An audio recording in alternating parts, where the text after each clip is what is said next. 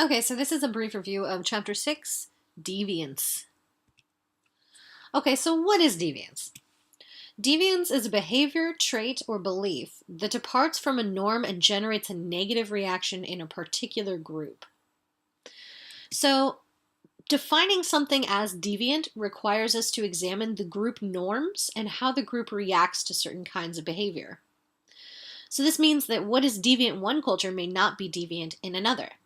So deviance is not necessarily bad, it's just something that's different from what the group considers to be normal. So for instance, the Peggy Hill, right, from King of the Hill example. If a woman has a size 13 shoe, that isn't bad, right? She didn't break a law or like hurt anybody, but it's definitely different from the norm. So it might elicit a reaction from the group that makes up the majority, meaning people with average size shoes. So when sociologists use the term deviant, they're making a social judgment, not a moral one, right? Meaning it's not right or wrong to have tattoos, right, down here at the bottom, or neck discs, or to slice one's tongue in half, to wear a lip disc, right? It just matters what culture you're in as to whether or not that's considered appropriate behavior or not. So we're going to look at different theories and how they interpret deviance. So first, functionalism. They see deviance as serving a function for our society. So without seeing deviant behavior, it would be really hard for us to classify what's normal. It isn't until our group norms are challenged that we come together to defend those norms. So according to Durkheim, deviance serves as a positive social function by clarifying moral boundaries and promoting social cohesion. Right? So when our norms are challenged, we come together as a group, and that creates a sort of cohesion of the law-abiding versus the criminal. So conflict theory looks at this very differently. Conflict theory says that deviance is a result of social conflict, as they see pretty much everything as a result of social conflict. And they argue that in order for the powerful to maintain their power, they marginalize and criminalize people who threaten their power. So inequality is reproduced in the way deviance is defined. So for example, vagrancy laws, right, was an example they used in the book. The vagrancy laws were put in place because people in power, right, the people that are the representatives of the dominant culture, have deemed vagrancy as deviant. So sociologist William Chambliss looked at that way that vagrancy laws have been applied differently over the years to the homeless, to unemployed, to racial minorities, or whoever seemed most threatening at the time. And he determined that vagrancy laws actually reproduce inequality in our society. So they're basically saying that in order for the powerful to maintain their power, they make the laws that benefit them. Right? So, and we're going to talk about that a little bit more when we talk about different institutions and how they're influenced by power, by money, those kind of influences. Moving on to structural strain theory. So strain theory was developed by Merton, and it basically states that there are goals in our society that people want to achieve, but they cannot always reach these goals.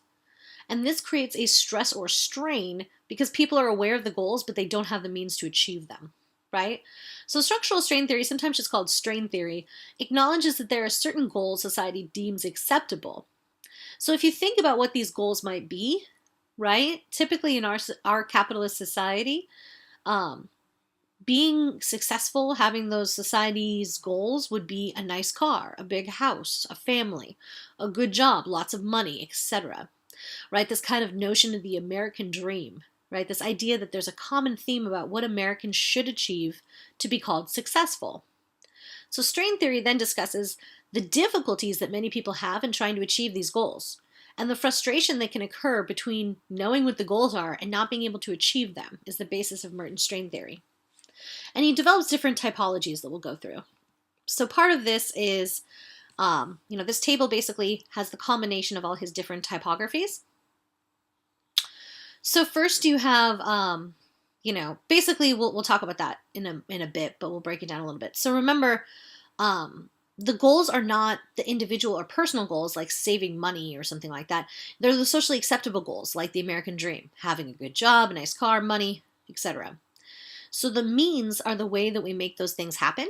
So means may refer to socially acceptable routes to achieve those goals, like going to college, working hard, starting at the bottom of a company ladder, right? Working your way to the top, those kind of things. So when we look at this kind of typology that he has some groups that he say accept the institutionalized means, and some groups that reject the institutionalized means. Then he has, as far as the cultural goals, some that accept that and some that reject it. So again, what are the cultural goals? Money, right? Middle class or wealthier life status. What are the means? The accepted means? College, career, right? So when you have the conformists, these are the people who work hard and go to school, go to college, get a job, have, money, get a nice house, wear nice things, contribute to their retirement plans. The people that we want to be. But there's also innovators. These are the people that want the same thing as the conformists, a nice car, nice house, designer clothes, but they aren't interested in going to college or working their way up through the company ladder.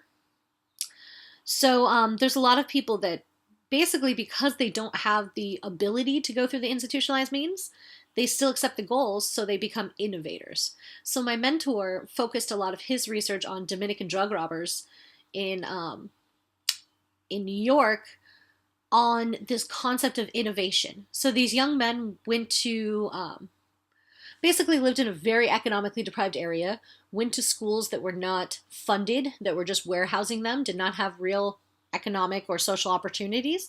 So they instead took their intelligence and their abilities and turned it into working in the drug market, at the time the crack market.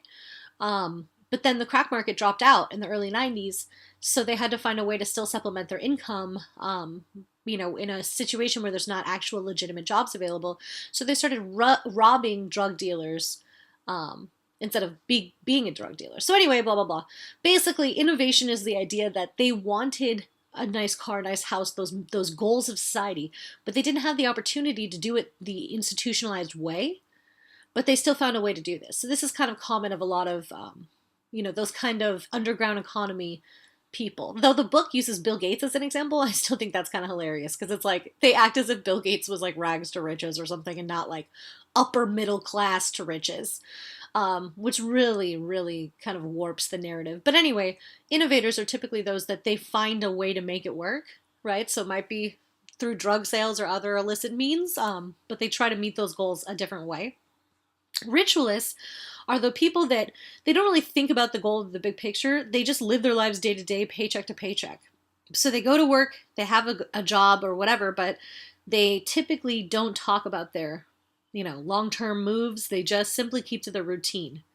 So this is difficult for a lot of people to think of examples of, because a lot of famous people generally don't present themselves as ritualists. But if you think about, just the kind of the common mantra of like the working class of how that's supposed to work, right? You're not going to, it doesn't mean that they reject the cultural goals. It's not like they don't want to be rich, right? People that are working minimum wage or living in apartments or things like that. It's not that they don't want to be rich. It's just that they often are not getting those same opportunities, so they're still going to work hard, they're still going to, do their best, but they're not going to just magically get a six-figure income, right? But they still work anyway. Retreatists are the people that aren't interested in the goals, and they don't follow the day-to-day routine to achieve the means either. Oftentimes, these people withdraw from the system completely. So an example would be like a hermit, right? Like someone that goes to the mountains to like live with goats or something like that, or like a Ted Kaczynski, I guess, Unabomber.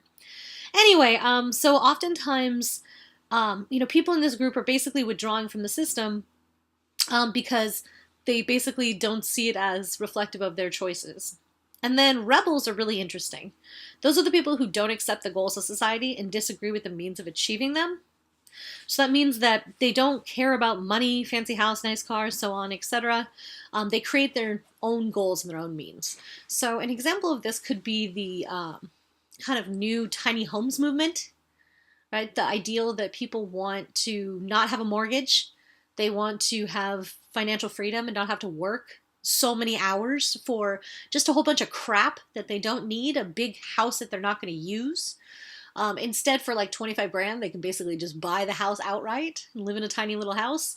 Though if you're like me and you watch any of those shows, it's frustrating to see someone say that a 50 square foot kitchen is too big. But anyway, these people basically have different goals. Their goal is financial freedom. Their goals are sometimes are not just economic freedom, but environmental sustainability, right? So you have a lot of people that live off the grid where they generate their own power, right? They use well water as their source of drinking and showering and all sorts of other water sources.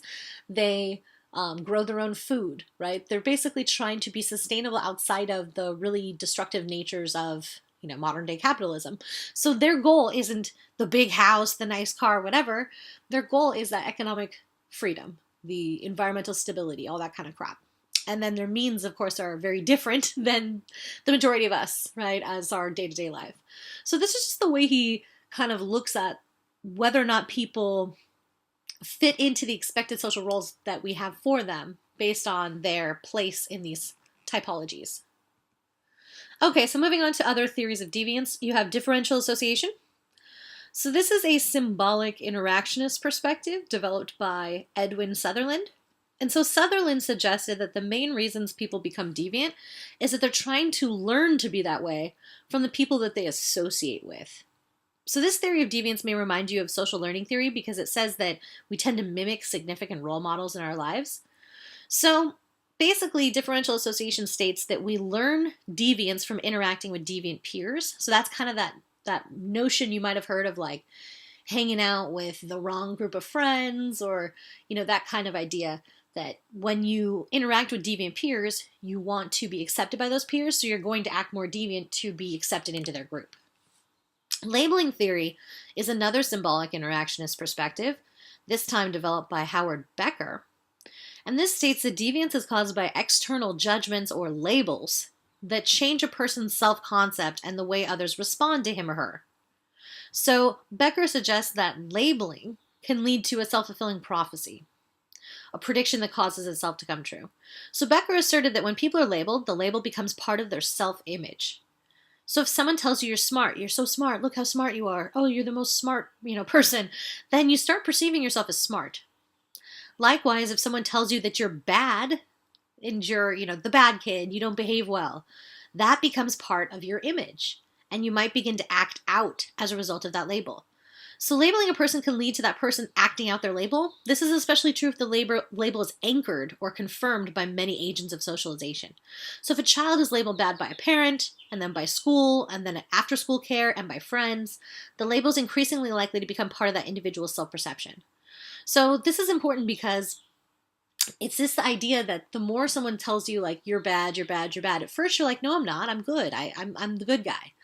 But after a while, once this label's been applied to you, you lean into the label. So instead of saying, like, no, I'm good, you'll say, yeah, I'm bad, I'll show you how bad I am. And you become more of that negative thing that's expected of you. Just as if someone tells you over and over and over you're smart, you're going to gravitate towards more, kind of erudite thinking. All right, so some more theories. Stereotype threat. So this is a self-fulfilling prophecy in which the fear of performing poorly and thereby confirming stereotypes about one social group causes students to perform poorly. Right? So again, how the impact of labels and how this can affect you. So there's some people that are like, I'm just bad at taking tests. Right? So that stereotype threat could be actually performing badly on a test because you think you're bad at performing on tests, right? And then stereotype promise is just a self-fulfilling prophecy in which positive stereotypes lead to positive outcomes. So meaning you do well on the test because you're like, I'm really good at tests, right? So oftentimes your perspective of how good you are at something or how socially accepted you are in your certain role or expectation is going to affect your actual performance, right? So stereotype threat and stereotype promise can capture how particular labels, either positive labels or negative labels, can impact our behaviors. And of course, these stereotypes are very racialized in our country, so it does matter those social identities of, social class, race, gender, sexuality, when it comes to who we see as, more of a threat versus more of a promise. When it comes to deviant identities, stigma is an important concept. This was developed by Goffman. It basically describes any physical or social attribute that devalues a person from a group's or group's identity, and which may exclude those who are devalued from normal social interaction. So stigma can be physical, moral, tribal. For instance, a physical impairment might stigmatize or devalue a potential employee at a workplace. A moral stigma could include a character flaw, right? So, for instance, saying, "Oh, I want to hang out with so and so, but they talk too much," right? Which can devalue a person's input in a group setting. A tribal stigma could be based on membership to a discredited group. And so it could be the group that the person chooses to belong to, like a club or organization, or it can be a group that you're just born into, like a socioeconomic status or race that's just stigmatized and devalued. So being born very, very poor, right? So, just like deviance, stigma really depends on the culture and the context. So passing is just when stigmatized individuals try to pass as if they're part of the mainstream. So passing is obviously easier for some individuals than others. So, for example, the morally stigmatized people may be able to conceal their beliefs, whereas physically stigmatized individuals have a more difficult time concealing the impairment that causes the stigmatization. And so this might also be the case with criminals who commit crimes but then go to work and live their lives as non-criminals. So passing is just kind of a common thing. We'll talk about this a little bit more when we talk about race and racial passing later, but just trying to pass yourself off as someone that's not stigmatized. So this is why, like, if you talk about the impact of social class in our criminal justice system, you can see the impact of it when it comes to this passing, meaning, what do you wear when you go to court? Do you just wear like you're the same clothes you'd wear to a pickup basketball game? No, you wear like the nicest, a suit or something of that nature. Something nice to court. Why? Because social class matters and how you're evaluated as worthy or not. So you have to dress nicer or even richer than you are so that will affect the way that the judge sees your value. So clearly it's a very impactful thing, right? So passing is what we often all do when we're in these situations where we want to not have that stigma affect us. All right, so deviance and crime. So deviance is just a behavior that's considered deviant. It means it violates the values and the norms of a group, not that it's inherently wrong. So again, deviance is referring to an act or behavior that's just different from what the majority typically does. So this generally receives a negative response. So in the US, eating guinea pigs would be considered deviant because most people don't do that. But in Peru, it's much more likely to because they're kind of all over the damn place, right?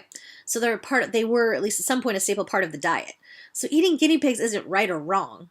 It really depends on the culture that you're from. It can definitely be different than the group norm.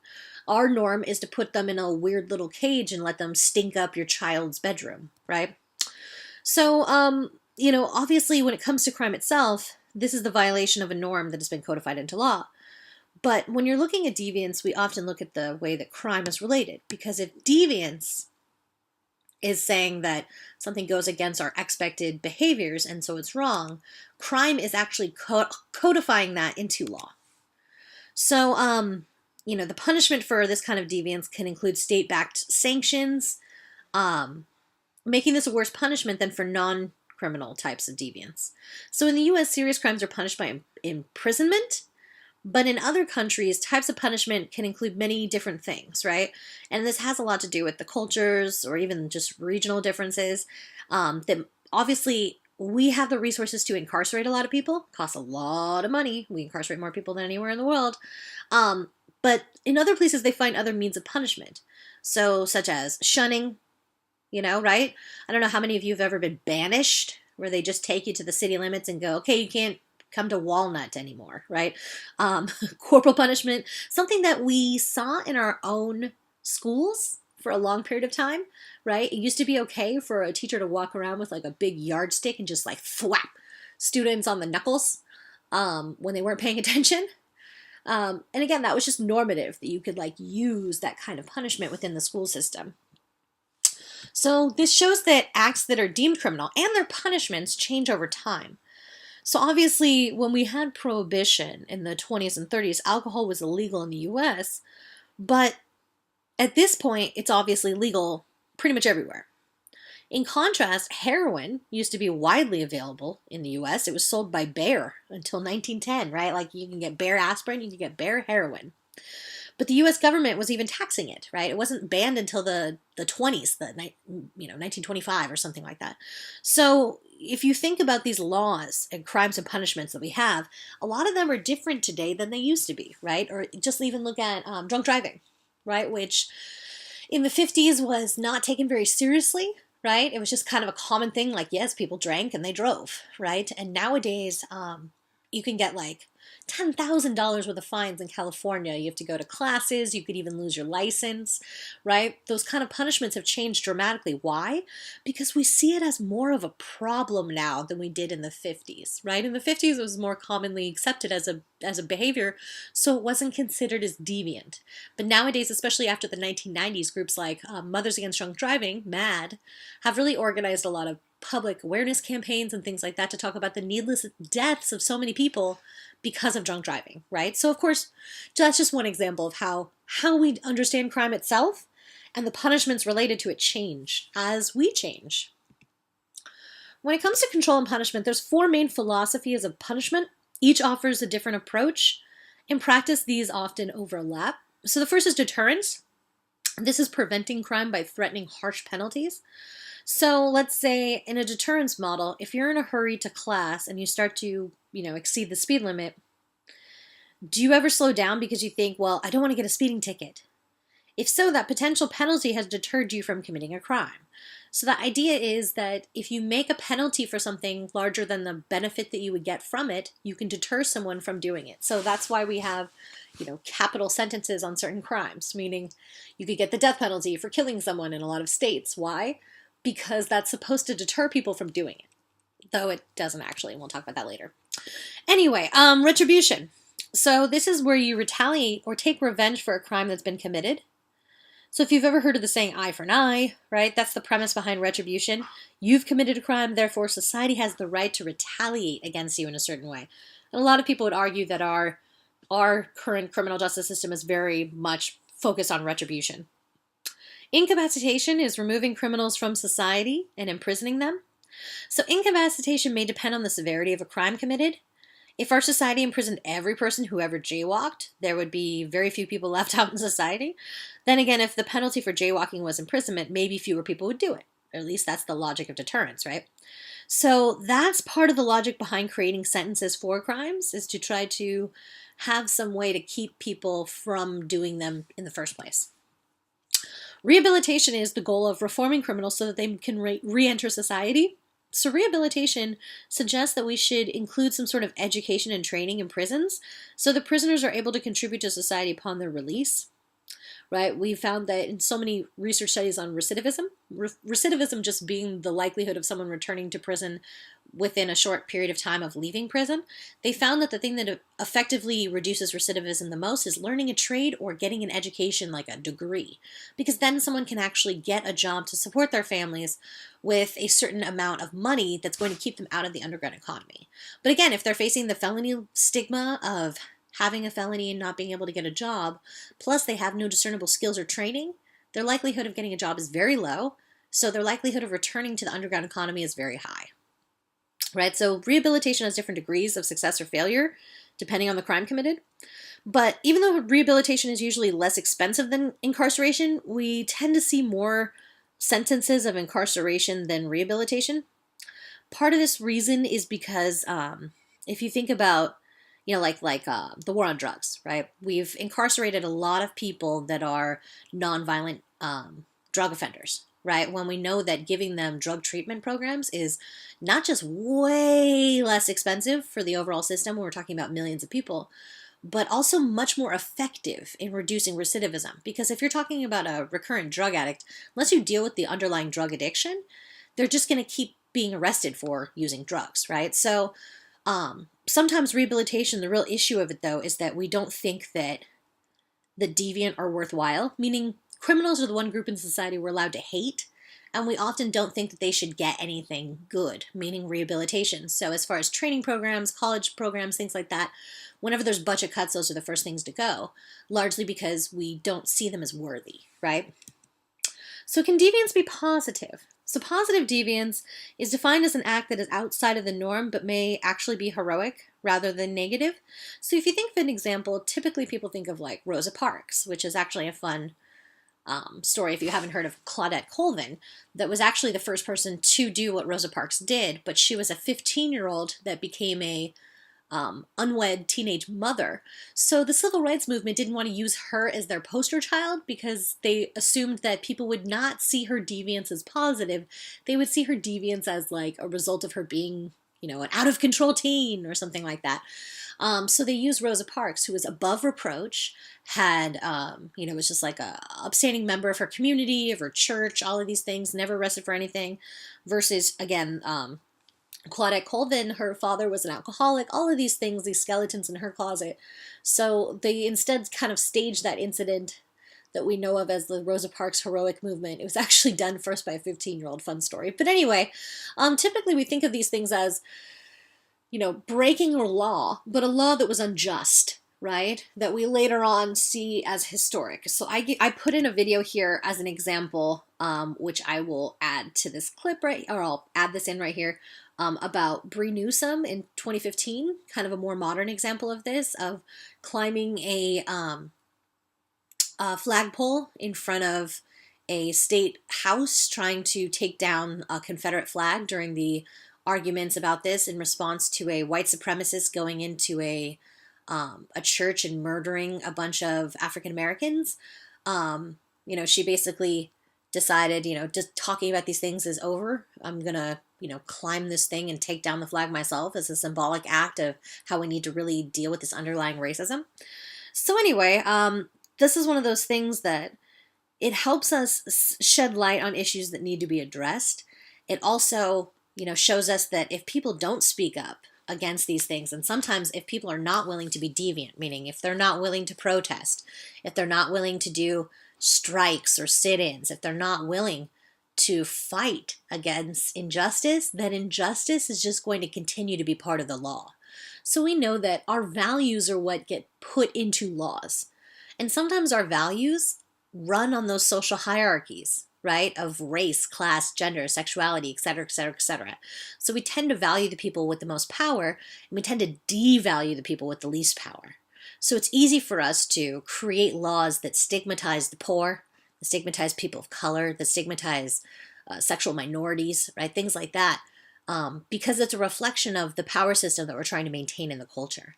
So positive deviance is really when people push back against that and recreate our norms and our values by saying, you know, actually all people deserve rights in this country, right?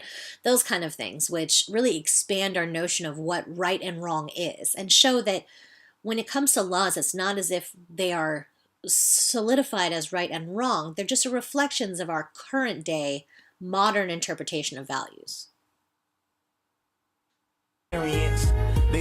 Is Bree Newsom singing Stay Strong, a love song to freedom fighters. And it's Bree Newsom we're talking about today.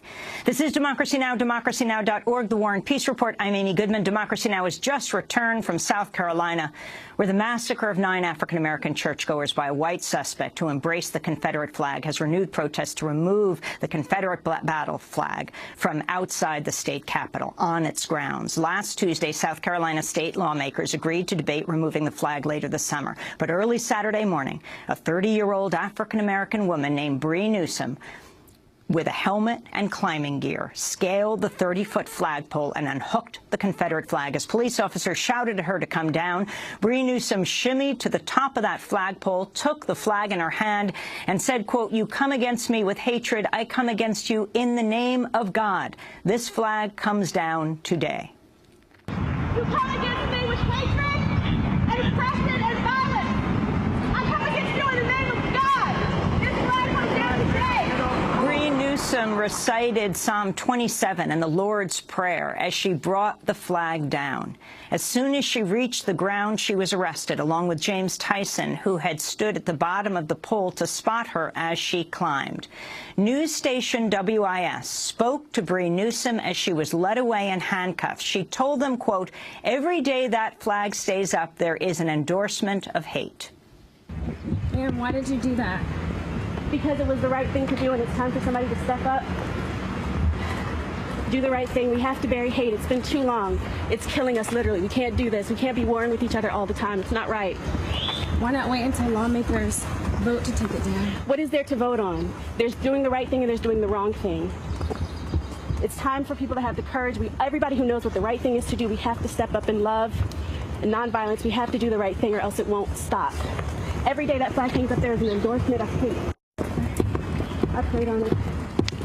And I was very afraid, but then I wasn't afraid anymore because, you know, the Lord calls us all to do different things. This is what he called me to do. This is what I do.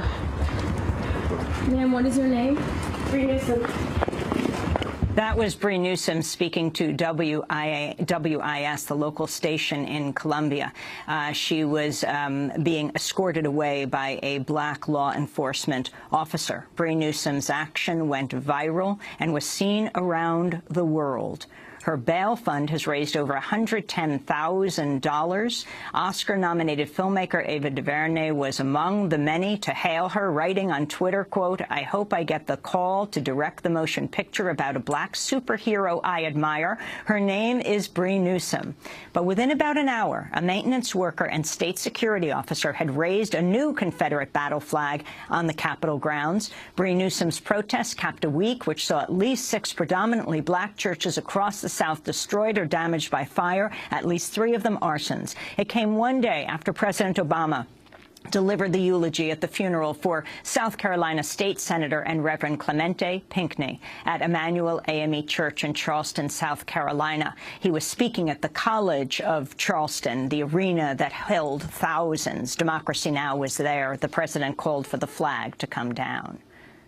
Removing the flag from this state's capital would not be an act of political correctness. It would not be an insult to the valor of Confederate soldiers. It would simply be an acknowledgement that the cause for which they fought, the cause of slavery, was wrong.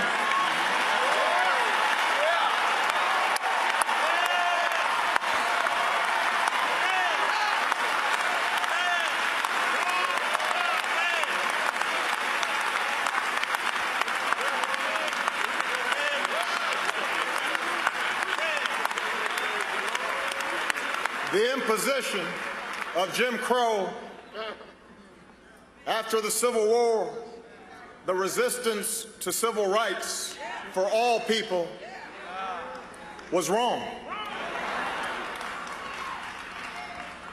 It would be one step in an honest accounting of America's history.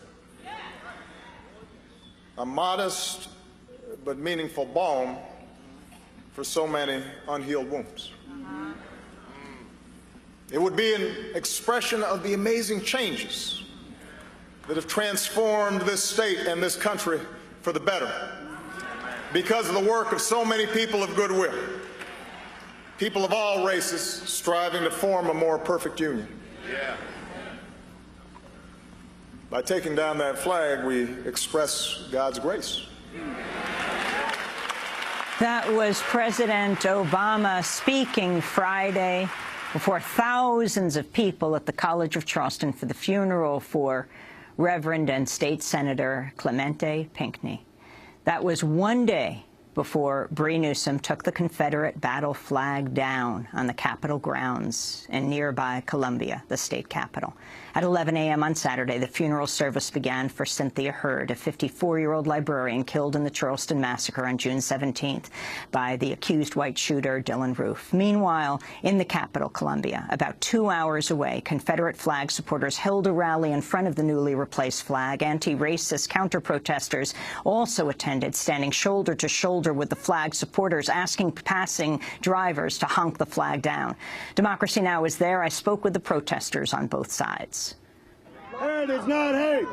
Heritage, not racism. Heritage, not racism. My name is William Wells, and I'm flying this flag for the people who died. All of the people who died. Anybody who died for this flag. Period.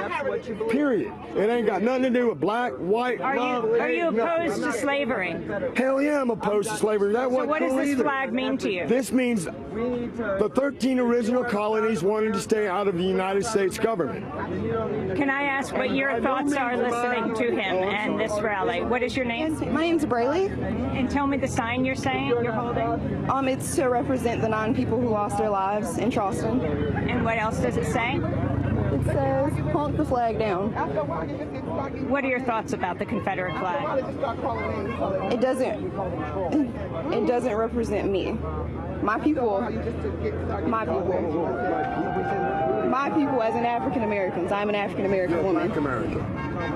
I'm an African American. I'm married to a brown American. Excuse me, I was speaking. I'm sorry, you're right. Thank you. So as an African American woman, this flag, I go to USC, and every time I have to walk past this flag, it hurts. It doesn't make me feel good about being a South Carolinian. I've never been proud of to be a South Carolinian until this past week, because I see how great people are in Charleston. They're really trying to fight for love, and I don't want my children to have to grow up in South Carolina and see that flag that represents so much turmoil for African Americans. And I understand people want to say it's not a race thing, but to me it is. Flag for the Americans who died. And not say anything. And their hate has not come out. And I say that because I mean hatred. My name is Monifa Lemons.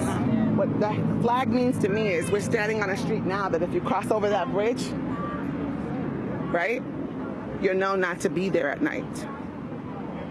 If I cross over that bridge and I drive into a yard with a Confederate flag, I know not to ask them for help if I have a flat tire.